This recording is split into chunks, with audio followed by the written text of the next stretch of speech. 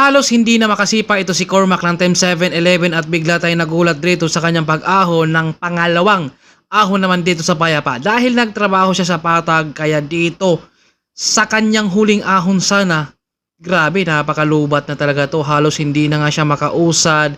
Talagang tinamaan na siya ng husto rito dahil kanina nagtrabaho, dinala, binuo talaga niya yung kanyang lakas niya kanina para sana talaga para sa kanyang mga kakampi. Kaya pag usad rito sa kanyang ahon naman, dito talaga siya nahirapan.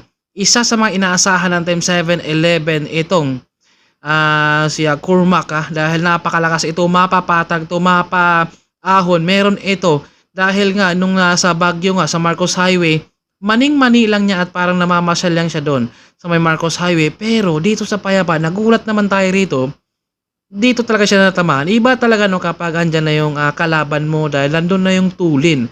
Andun na yung mga speed na kung saan lahat kayo naman ay matutulin. At saka syempre naninibago pa talaga to si Cormac dito sa klima ng Pilipinas. Gawa lang sa kanilang ibang bansa to ay napakalamig. Kaya dito pagdating niya rito napakainit. Kaya talagang halos hindi na siya makausad.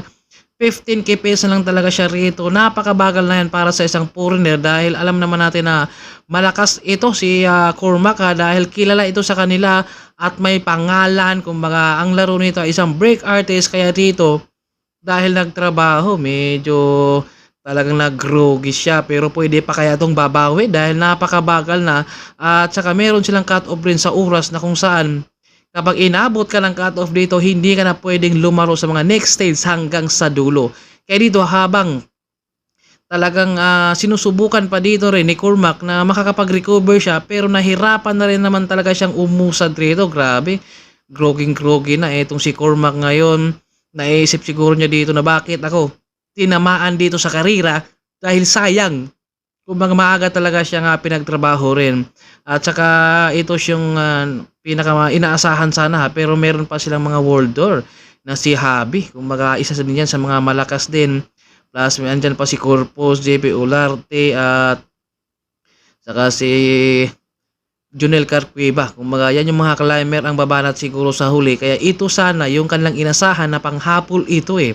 Yun nga lang maagang nagtrabaho. Kumbaga ito talaga yung gumawa ng malakas na talagang puwersa para habulin yung mga nag-attempt ng breakaway dahil grabe talaga ilan si Dayong Jun ng Team Gapyong kung kahit solo, yun nga lang pinakala siya ni Ivan ng LCW. Kung binanatan, pakalasan sila dito dahil ahon lamang talaga ang mga climber, pero may pang-remater niyan si Ivan. Kaya dito napakabagal na itong si Cormac dito, kaya nahirapan na rin talaga siyang umusad. Sayang dahil hindi na siya pwedeng lumaro dahil inabot siya ng cut-off rito sa kanyang oras. Kaya ito ay hindi rin naman talaga niya alam at maaring hindi na talaga niya kaya yung kanyang sarili pang umusad.